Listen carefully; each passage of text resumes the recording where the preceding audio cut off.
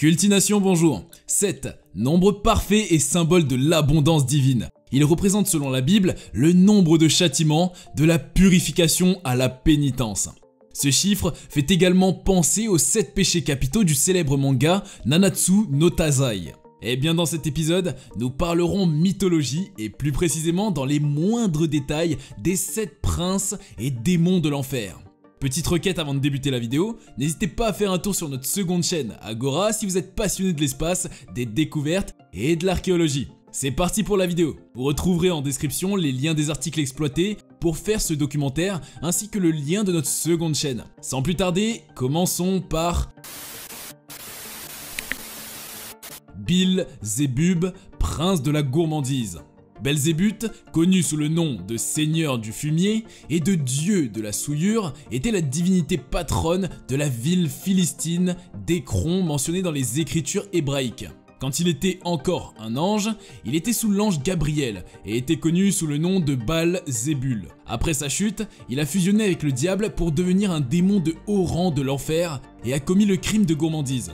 Il est également considéré par beaucoup comme le démon le plus proche de Lucifer et est très apprécié pour son pouvoir et son influence. Il possède divers pouvoirs magiques. La possession semble être sa spécialité. Au début, il aimait jouer aux idoles d'or pour faire croire aux gens qu'ils avaient le pouvoir de les faire adorer. Il a ensuite commencé à posséder des gens. Son nom apparaît dans de nombreux cas de possession très médiatisés, tels que le cas d'Anne Liez, Michel ou celui de Louis Gaufridi ou encore celui des nombreuses sorcières des Salem.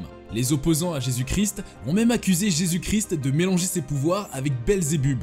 Il n'est probablement pas un personnage mignon. Comme beaucoup de démons, il est souvent représenté comme une petite créature fanée et tordue. Il peut avoir une peau rouge ou violette, des cornes de bélier, une langue fourchue et une longue queue. Cependant, il est surtout connu pour ses ailes extrêmement puissantes et est parfois appelé le Seigneur du ciel ou Seigneur des mouches. Ne vous laissez pas berner par les surnoms offensants et les formes impuissantes utilisées pour décrire Belzébub. Certains théologiens prétendent même que Belzébub a usurpé Satan et est devenu le prince des démons et le seigneur de l'enfer. Certains soutiennent que Belzébub et Satan sont une seule et même chose. Selon les croyances judéo-chrétiennes, un roi du nom de Bizérebab a commencé sa carrière démoniaque en tant que faux dieu. Il a utilisé des mensonges rusés et des récompenses terrestres pour persuader les gens d'adorer de faux dieux, généralement lui-même. En réponse, le prophète Élie a apparemment accusé le roi de demander de l'aide à Belzébub au lieu du seul vrai Dieu. Selon la volonté de Dieu, le roi mourut de ses blessures. Il est donc incontestable qu'il s'agit d'un démon puissant qui occupe un siège élevé dans la hiérarchie de l'enfer. Selon certaines sources, c'est l'un des démons les plus puissants de l'enfer, prenant la 2e place derrière Satan lui-même. D'autres prétendent qu'il est le plus fort des enfers. Lucifer, démon de la fierté. Lucifer était un ange de Dieu qui a désobéi à son créateur et a été banni du ciel. Il est maintenant plus communément connu sous le nom de Satan et règne sur les âmes bannies en enfer pour l'éternité. Lucifer est mentionné pour la première fois dans l'Ancien Testament et son nom est traduit du mot hébreu Erel et signifie luminosité. Il a été créé par Dieu lorsqu'il a créé tous les autres anges dans le champ de riz. Cela conduit beaucoup à se demander pourquoi Dieu a créé un tel ange. Mais Lucifer a été créé avant l'homme et avant que le péché ne se répande dans le monde, c'est-à-dire avant que les termes bon et mauvais n'existent. Il est considéré comme l'ange le plus fier, le plus sage, le plus grand et le plus beau de toute la création.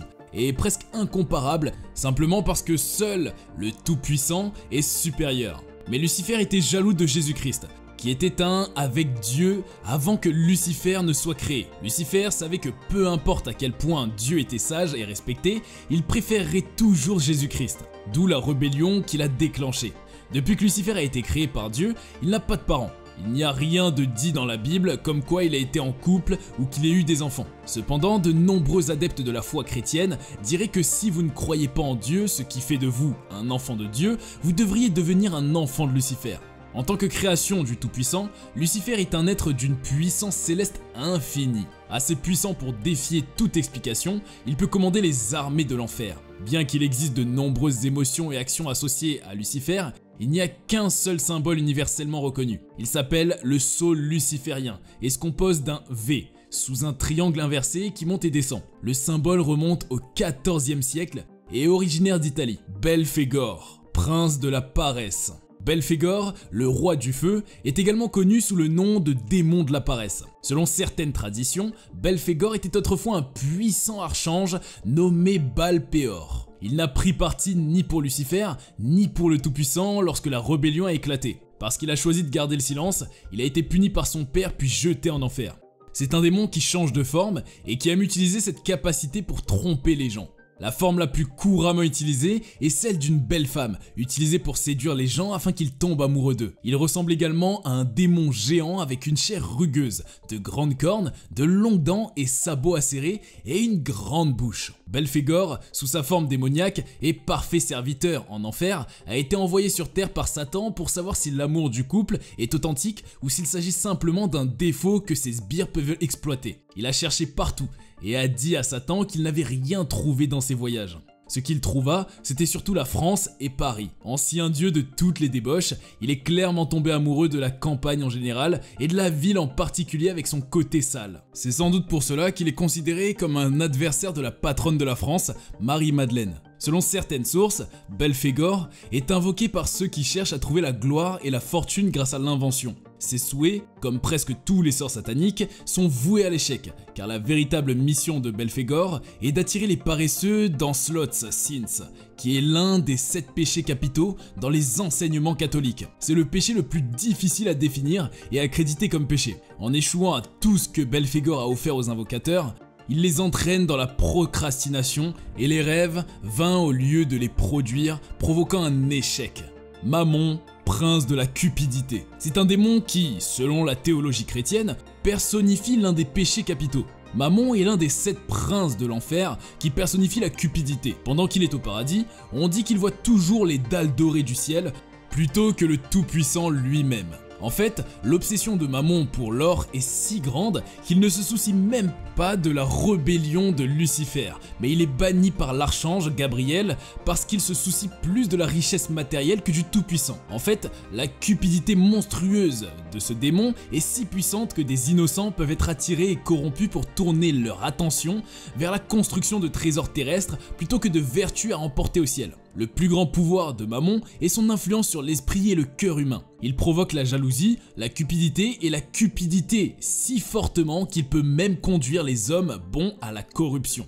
L'emprise maléfique de Mammon mène généralement à l'obsession. Une fois sous son charme, il devient difficile de se concentrer sur autre chose que le trésor vers lequel il vous a attiré et fera presque n'importe quoi pour l'obtenir. Les théologiens se réfèrent à Mammon comme un esclave. Au Moyen-Âge, de nombreux roturiers considéraient Mammon comme un dieu. Même les dirigeants de l'église l'ont désigné comme un seigneur puissant contre les ordres démoniaques de l'enfer, l'appelant l'un des 7 princes de l'enfer. Certains théologiens, occupant cette position de pouvoir, estiment que si Mammon décide de réaliser ses sombres plans, jusqu'à 6 660 000 démons seront sous son contrôle. La référence la plus courante à Mammon dans la Bible chrétienne provient du sermon sur la montagne enregistré par le disciple de Jésus, Matthieu. Matthieu a dit: « N'accumulez pas pour vous-même des trésors sur la terre, où la teigne et la rouille corrompent, et où les voleurs percent et volent. Mais accumulez pour vous-même des trésors dans le ciel, où ni la teigne ni la rouille ne corrompent, et où les voleurs ne percent ni ne volent. Car là où est ton trésor,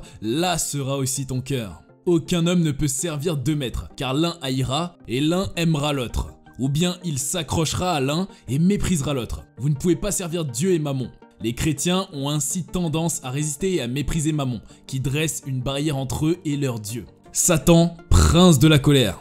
Satan est un nom biblique qui fait référence au souverain de l'enfer et de tout mal. Il est appelé Lucifer dans la version King James de l'Ancien Testament lorsqu'il parle de sa chute du ciel. La plupart des croyances religieuses dépeignent Satan comme l'incarnation du mal, de la tentation et du péché. Il y a une certaine controverse sur l'origine de Satan. De nombreux chrétiens et ceux qui pratiquent des religions similaires croient que Satan est le nom donné à Lucifer après qu'il a été banni du ciel et descendu en enfer. Cependant, certains historiens pensent que Satan et Lucifer sont 2 êtres différents, basés sur des versets bibliques. Les empreintes de Satan peuvent être trouvées dans plusieurs passages de la Bible. La première et la dernière concernent la tentation d'Adam et Ève. En fait, ils étaient les premiers humains créés par Dieu qui leur a donné le jardin d'Éden et leur a dit qu'ils pouvaient y rester tant qu'ils suivaient une règle. Ils n'étaient pas autorisés à manger de l'arbre interdit. Ils étaient autorisés à manger d'autres arbres et buissons. On ne sait pas combien de temps ils sont restés dans le jardin d'Éden jusqu'au jour fatidique où le serpent s'est approché d'Ève. Le serpent lui a parlé et a essayé de la persuader de manger la noix interdite. Ève a essayé d'être forte, mais a finalement cédé. Après avoir mordu dans le fruit, il trouva Adam à proximité et l'appela. Puis elle lui a dit à quel point le fruit était délicieux et lui a demandé de le goûter. Dieu a immédiatement vu ce qu'ils avaient fait et a agi. Ils lui désobéirent et furent à jamais bannis du paradis. Ils se sont retrouvés nus et honteux, et pour la première fois ont ressenti la faim, la soif, la peur et la douleur. Dieu leur a dit que la femme subirait un accouchement douloureux à cause des actions d'Ève et que toute l'humanité ferait face à une mort certaine. Le serpent qui a nourri Adam et Ève du fruit défendu était Satan déguisé en serpent. Quand la plupart des gens pensent à Satan, ils pensent à un diable rouge avec des cornes et une fourche. C'est une interprétation plus comique de lui, sans référence historique ou religieuse, pour donner à l'artiste une idée claire de son apparence. Satan se déguise en cône de lumière. Cela signifie très probablement qu'il peut se déguiser et se présenter d'une manière facilement crédible et reconnaissable. Asmodée, prince du désir et de la luxure. Asmodai, Asmodai, Chasmodai, Asmodaios, Asmodeus, Asmodius, Asmonden, Sidonai ou encore Asmobé. Voilà les différentes façons d'écrire le nom du prince de la luxure. Il a une allure irrésistible, une créature géante à 3 têtes, comme un mouton, comme un taureau, comme un homme. Le visage de ce démon peut sembler le plus ordinaire, mais les oreilles pointues, les crochets, les dents dentelées, la bouche cracheuse de feu et les autres traits de cet humain sont peut-être les plus brutaux. La tête d'Asmodée est toute empilée sur une poitrine qui ressemble à un homme. Au niveau de la taille, son corps a subi une autre transformation étrange, lui donnant les pattes plumeuses multicolores d'un coq et la queue écailleuse d'un serpent. Asmodeus est un démon puissant. Il est considéré comme l'un des 7 princes de l'enfer et il fait beaucoup de ruses et de cruauté pour obtenir cette position. Chacun des 7 princes de l'enfer est responsable de la propagation des 7 péchés capitaux. Asmodeus est spécialisé dans le désir. Dans certains cas, il allume le feu du désir. Par exemple, il a peut-être été associé dans la Bible à la femme de Salomon, Bethsabée, et a joué un rôle dans l'amélioration de son sex appeal notoire. Il est aussi le mari ou le fils de Lilith, la mère de toutes les succubes, dans certaines histoires. Dans d'autres cas, Asmodée attaque les personnes qui cèdent à la luxure. Par exemple, il a tourmenté une belle vierge nommée Sarah et a tué en série 7 mariés qui ont essayé de l'épouser et de profiter de son corps. La plupart des érudits s'accordent à dire qu'Asmodeus descendait d'Aeshma, d'Eva, un démon en colère qui vivait vers le 9e siècle avant Jésus-Christ, dans le zoroastrisme persan. Plus tard, à cause de la honte d'Aeshma d'Aeva, la religion judéo-chrétienne a été construite et un nouveau démon nommé Asmodeus est né. Dans le Talmud et le Testament de Salomon, Asmodée est l'un des démons forcés d'aider à construire le temple de Salomon. Malheureusement, Asmodée s'est avéré trop fort pour cet esclavage, et quand son regard errant est tombé sur la belle femme de Salomon, il a décidé que c'en était assez. Il a jeté Salomon dans le désert, s'est déguisé en roi et a pris le contrôle du palais avec ses femmes. Finalement, Salomon est revenu et a chassé le démon. Asmodeus a disparu de la culture populaire il y a des siècles. Son dernier combat est venu au XVIIe siècle lorsque les dramaturges espagnols et français l'ont réduit à une sorte de génie en bouteille. Aujourd'hui, seul le théologien le plus sérieux peut vous dire qui est ce démon des ténèbres. Léviathan, prince de l'envie. Léviathan est le 7e prince de l'enfer avec le péché de jalousie ou d'envie, le refus de se réjouir du bonheur des autres ou la satisfaction dans leur malheur. Contrairement aux autres, Léviathan n'est pas un ange déchu mais plutôt une ancienne bête marine qui a tenté de dévorer la lune mais a été contrecarré par l'ange Jophiel. Le démon Léviathan est le prince de l'enfer qui gouverne Inferno et agit comme son gardien. Léviathan est évoqué dans de nombreux textes religieux, dans lesquels son nom désigne un monstre marin colossal. Le Léviathan est connu pour être un être primordial redoutable qui régnait sur toutes les autres créatures de la mer. Ce monstre, à la forme inconnue, est considéré comme un cataclysme capable de bousculer l'ordre et l'apparence, jusqu'au placement des pays sur la carte. Ou pire, capable d'anéantir le monde. On pense que le Léviathan a été créé comme l'une des premières créatures et était l'un des 3 êtres primordiaux qui pouvaient détenir un grand pouvoir sur la Terre. De nombreux récits de la création qui font référence au Léviathan disent que Dieu a créé la créature comme un moyen de démontrer sa puissance puissante.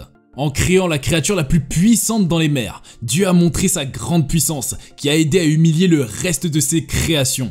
Le Léviathan, cependant, a posé un type particulier de problème pour de nombreux peuples primitifs. C'était la seule des créatures connues pour avoir une nature destructrice et était largement considéré comme un être maléfique. En plus d'être extrêmement dangereux, le Léviathan était connu pour être impossible à vaincre pour l'homme seul. Bien que de nombreux érudits chrétiens soutiennent que l'histoire du Léviathan est vraie et qu'elle était originale à leur religion, il existe plusieurs histoires antérieures d'autres cultures qui rendent cela discutable. En raison du chevauchement entre les récits, beaucoup sont arrivés à l'une des deux conclusions suivantes. La première conclusion est que les chrétiens ont utilisé l'histoire des serpents de mer, vaincus par une divinité toute puissante, pour aider les gens d'autres cultures à se convertir plus facilement au christianisme. C'est une conclusion probable car il y a beaucoup de similitudes entre les histoires. De plus, le christianisme est connu pour avoir utilisé cette technique auparavant pour convertir les non-croyants. La deuxième conclusion est qu'il y avait une créature marine qui vivait à l'époque de ces cultures anciennes qui a inspiré ces contes. Alors que certains théorisent que le Léviathan a été inspiré par une créature qui n'existe plus sur cette terre, d'autres croient que le monstre peut être une exagération des créatures que l'on peut trouver de nos jours. Le Léviathan est représenté dans plusieurs religions et est connu dans toutes ces religions pour son mystère et son intrigue. La bête puissante n'est généralement mentionnée que quelques fois dans chaque texte, probablement pour que les adeptes de ces religions soient capables de comprendre son pouvoir mais de ne pas confondre sa puissance avec celle de Dieu. Bien que le Léviathan soit le plus souvent reconnu comme un monstre chrétien, il peut également être référencé dans le judaïsme et le satanisme. Voilà qui conclut notre vidéo sur les 7 princes de l'enfer. Si vous avez d'autres informations sur eux, merci de nous les mentionner en commentaire. N'oubliez pas de lâcher un bon petit pouce bleu, de partager la vidéo. Et à très bientôt pour une nouvelle vidéo sur Cultination.